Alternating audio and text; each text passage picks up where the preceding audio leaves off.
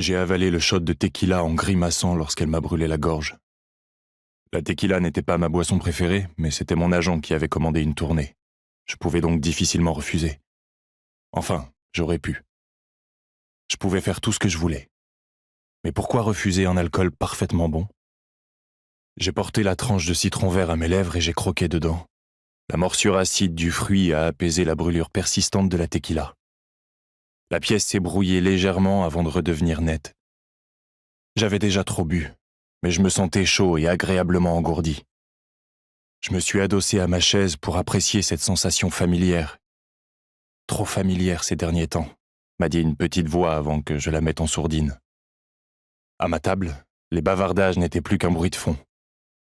J'ai jeté un coup d'œil autour du bar et mon regard s'est posé sur la serveuse de cocktail brune, à une table non loin de la mienne, qui portait un plateau. Elle a posé un verre de vin devant un homme d'un certain âge et nos regards se sont croisés. Elle a écarquillé les siens lorsqu'elle a vu que je la fixais, avant de les baisser rapidement. Mon cœur a fait un bond. Une décharge électrique m'a parcouru l'échine et j'ai froncé les sourcils, surpris par ma réaction. La fille s'est redressée, a dit quelque chose au couple à la table qui les a fait sourire, puis a fait demi-tour et s'est éloignée sans me regarder. Je l'ai observée pendant qu'elle se dirigeait vers le bar. J'étais fasciné pour une raison que je n'arrivais pas à cerner. Elle était jolie, mais pas vraiment mon genre. J'avais tendance à préférer les grandes blondes plantureuses. Ou pas vraiment. Pendant une minute, j'ai été surpris par mes propres pensées. Soudain, je n'arrivais plus à me souvenir de ce que j'aimais. En fait, je ne me souvenais pas d'avoir d'autres préférences que la disponibilité. Je me suis massé les tempes en sentant monter un mal au crâne, toujours incapable de quitter cette fille des yeux. Elle n'était pas franchement plantureuse. Elle n'était pas blonde non plus. Elle n'était ni petite ni grande, de taille moyenne. Elle avait une queue de cheval légèrement ébouriffée. Elle n'était pas maquillée pour autant que je pouvais en juger. Elle portait un uniforme peu flatteur, et bon Dieu, je ne pouvais pas m'empêcher de la fixer. « Où es-tu parti ?»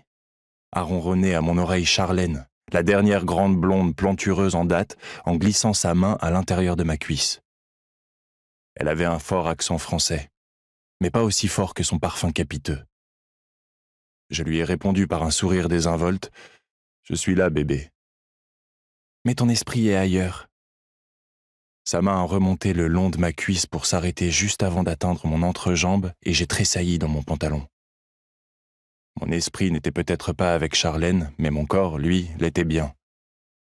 J'ai détourné mon regard de la fille qui, à présent accoudée au bar, discutait avec le barman et j'ai reporté mon attention sur Charlène. Le contraste entre la beauté simple et naturelle de la fille que j'avais regardée et la beauté sophistiquée de Charlène m'a frappé, et j'ai été étonné d'avoir envie de quitter Charlène des yeux pour revenir à la serveuse de cocktail. J'ai résisté à la tentation, en baissant la tête quand Charlène a croisé ses jambes et que la fente de sa robe de soirée noire s'est ouverte sur des cuisses lisses et bronzées. J'ai laissé tomber ses jambes et j'ai souri en me tournant vers elle pour me concentrer à nouveau sur notre conversation. Elle ne me laisserait pas la baiser plus tard si je ne faisais pas un minimum d'effort. « Tu as vu ça ?» a demandé Charlène en me tendant son téléphone. J'ai reconnu le logo d'un site de gossip et une photo de nous deux, prise un peu plus tôt dans la soirée, pendant le banquet où je l'avais rencontré. « Regarde comme ils t'ont surnommé. »